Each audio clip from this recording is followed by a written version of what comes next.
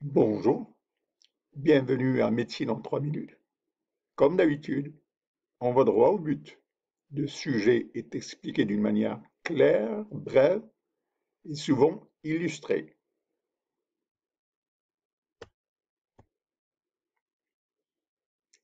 Alors, le sujet d'aujourd'hui est le cancer du col de l'utérus.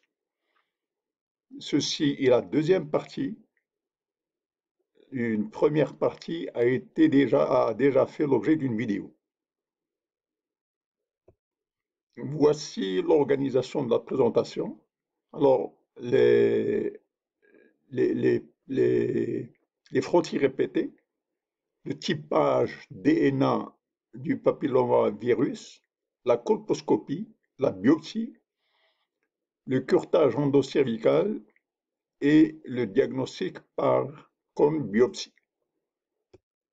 Alors, nous avons vu que le frottis s'effectue dans la zone de transformation, la zone de jonction.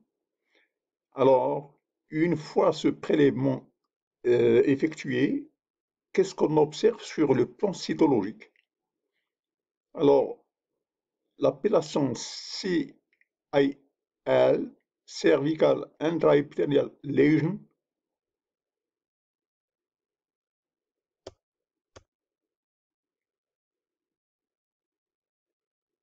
voici une coupe qui montre la membrane basale, les cellules basales, le stroma, les cellules squameuses de l'épithélium. Donc ceci est une présentation normale.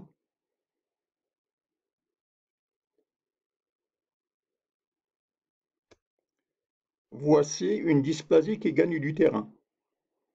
Le stroma, la membrane basale, et ici, on voit que le tiers de la coupe, il est couvert, il est impliqué. Alors, quand le tiers est impliqué, la lésion s'appelle SIN 1, Cervical Intraepithelial Neoplasia 1. Alors, SIN 2, c'est la dysplasie est modérée et elle touche environ 50% des tissus. Ici, SIN 3, c'est une dysplasie sévère. Elle est assimilée aussi au carcinoma in situ. Donc on voit ici que toute la dysplasie, elle occupe pratiquement toute la surface. Le dernier stade enfin, c'est le stade invasif. Les cellules, elles traversent la membrane basale, elles vont vers le stroma. Alors, ce qu'il faut savoir, c'est que cette région-là n'est pas dotée de vaisseaux, elle n'est pas très vascularisée à l'opposé de cette région.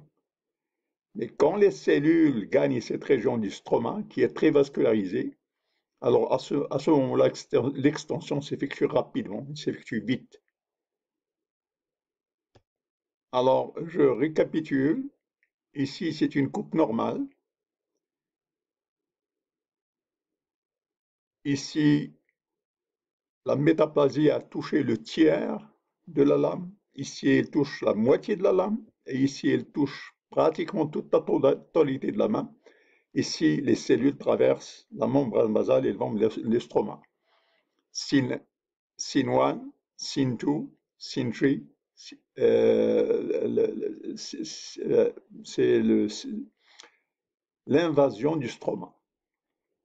Donc, je répète, sin 1, c'est le tiers de la lame.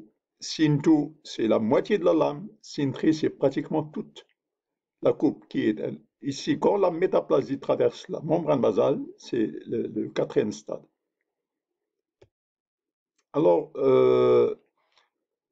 le frottis, il y a ce rapport de Bethesda qui donne l'interprétation de la manière suivante.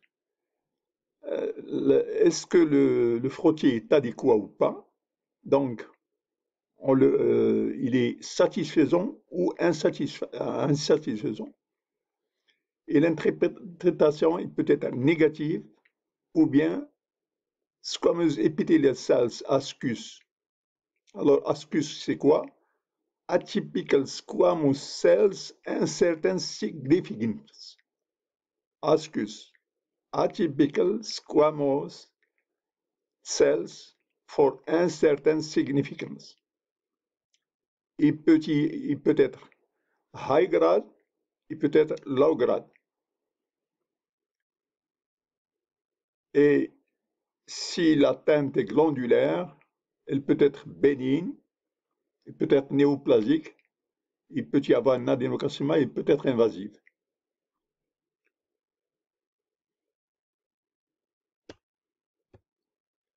Alors, ASCUS, atypical squamous cell, uncertain significance. Alors, c'est quoi cet ASCUS?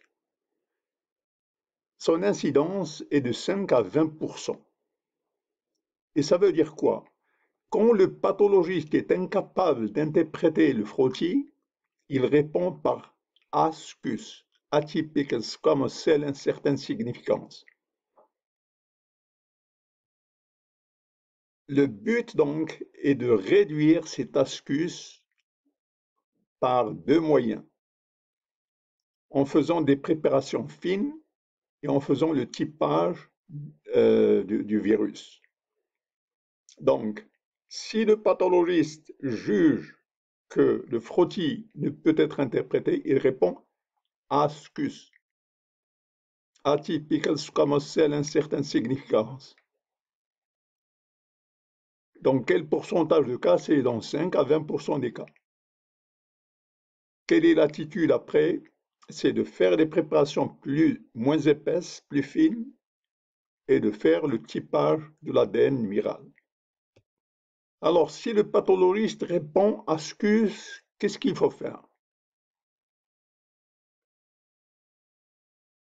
Soit répéter les frottis pendant 6 mois, soit faire le typage ADN des virus, soit faire une colposcopie. En fait, le clinicien a le choix entre l'une des trois méthodes. Les trois méthodes se valent, il n'y a pas de préférence à l'une par rapport à l'autre. Par contre, si le pathologiste répond ASCH ou LSIIL ou HSIIL ou au carcinome, à ce moment-là, la colposcopie est obligatoire. Alors, je répète ce point.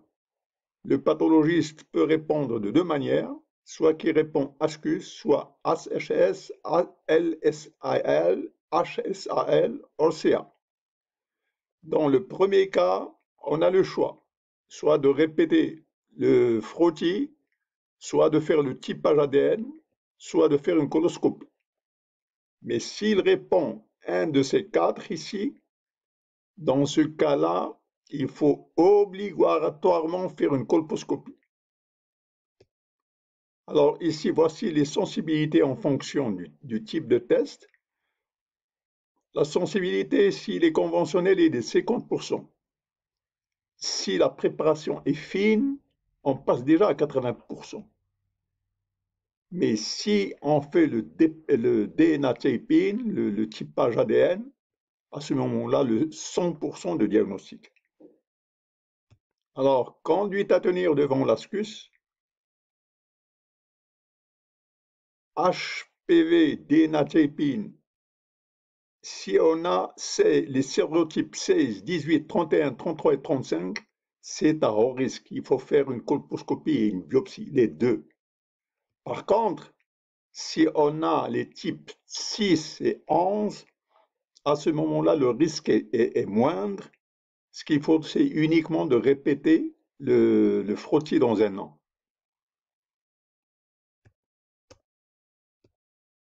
Merci d'avoir assisté à cet épisode de Médecine en 3 minutes sur le cancer du col de l'utérus. Une troisième vidéo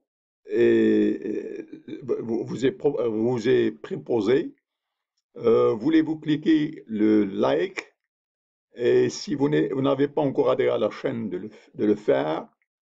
Vos commentaires sont comme toujours bienvenus. Merci.